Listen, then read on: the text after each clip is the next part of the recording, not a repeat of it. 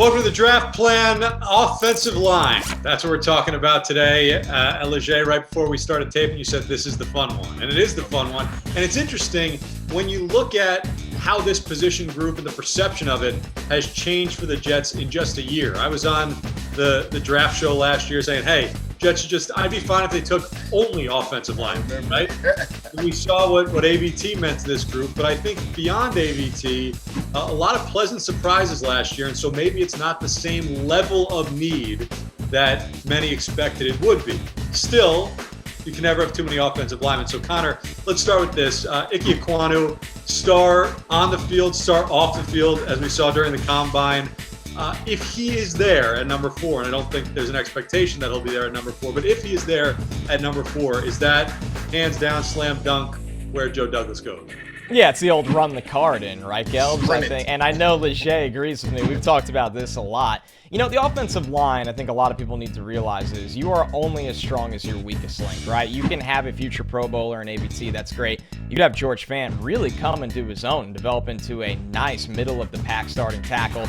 We know what Becton can do when he's healthy. Now, that's a big variable, right? Availability, that's what coaches love. And unfortunately for Becton, he hasn't had that over the full sample size here. So I think when you look at it, this is a unit that even when you think it's done, it's not. They're just going to keep stacking the deck. And Ekwonu, it's a little bit of a no-brainer in a sense that he is a high-floor prospect, a high-ceiling prospect. He checks the boxes across the way. He is insanely athletic, very strong where he's scheme-proof. He has the short area quickness to play in wide zone, mid zone, inside zone, but he's also got the strength and power to be a drive blocker. So when you can do all of those things, every single team's going to want you. And then when you have the high character mold that he has, that he comes in, incredible personality. You saw him at the combine talking about how he could sing. I did a little bit of musical theater, you know, when I was a kid. I mean, he can Uber to Broadway right after Sunday NFL games. A lot of fun. He'd be a star in New York for the offensive line, which is not easy to do.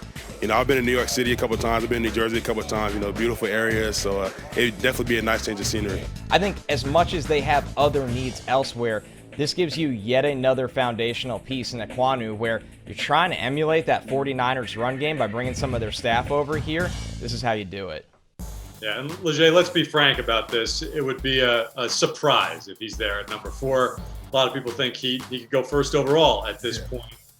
So back to kind of the original point that I made, if Ekwonu is not there, do the Jets have to draft an offensive lineman that high? Is there an intriguing player or two that you could say, hey, hold on, wait a second, address other needs in that first round, and then we got someone here in the second round that could fill a need just as well?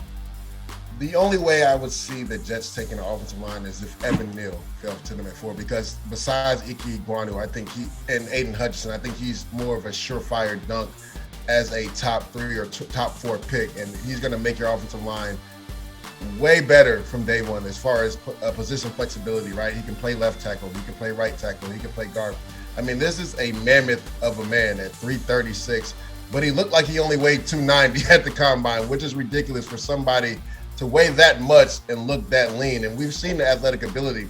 This guy did a split blocks jump on 2 different boxes at over 350 pounds at the time, and that's what he was. That just makes no sense. So to me, that's the only reason you take a guy on the offensive line, Neal, if he falls to you at 4 and Ekwonu isn't there. It almost makes you wonder, if you have a Neal fell to 4, would the phone lines be ringing, and how do you handle that, right, Leger? Like, if you look at it, you know, the New York Giants. I was going to say the number 5 team is probably going to be the team on the phone call. An offensive tackle. If you're the Jets, you need other teams to be calling you, or you call the Giants and say, we have so-and-so wanting to come up.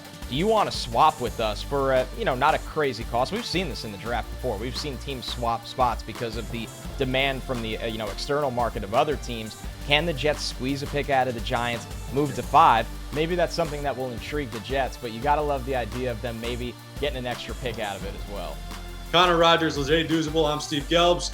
All your draft coverage, you know where to keep it, SNY.